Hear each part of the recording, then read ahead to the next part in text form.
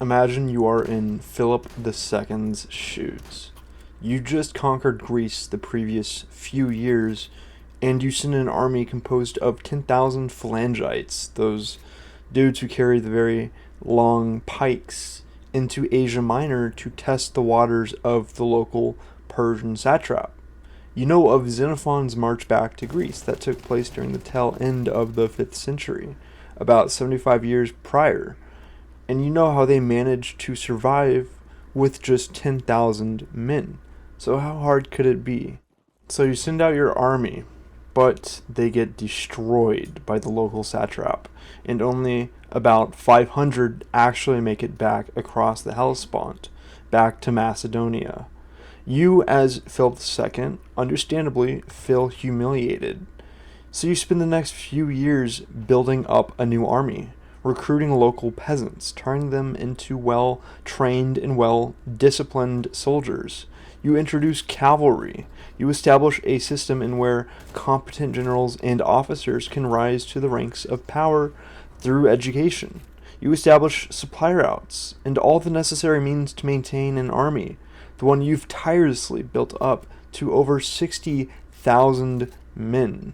So here you are, at the helm of a much greater force than the one that you've humiliatingly lost a few years back.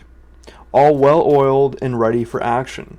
You have generals, advisors, captains, siege engineers, supply runners, everyone waiting for your call to commence the invasion of Asia Minor. However, as the commander-in-chief of this massive army, you don't give the call.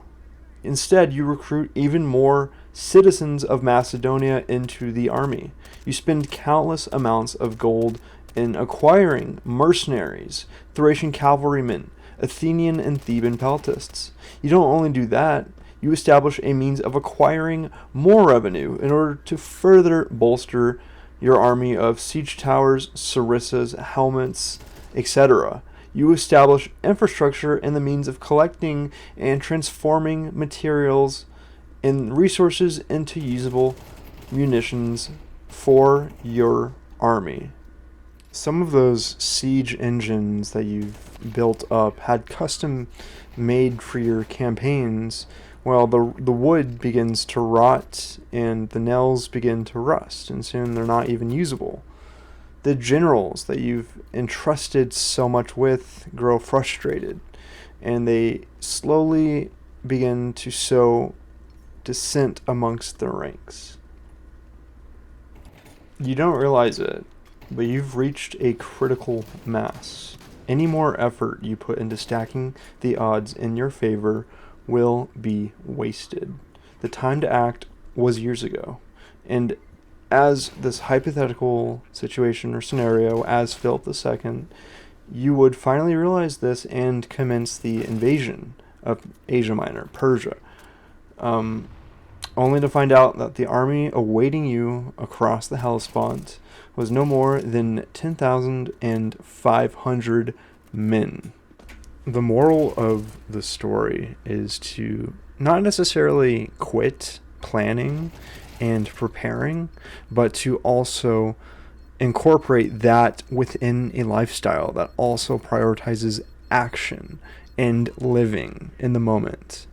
It's funny how this works, and I'm still in the journey of discovering this myself, but stuff tends to match your ability, or your ability tends to match the odds that are stacked against you. You tend to be able to fare well and handle your own as long as you attack in life and quit waiting, quit preparing. Anyways, that's it. Thank you guys for watching. If you watched it this far, please subscribe, and I'll catch you guys later. Peace.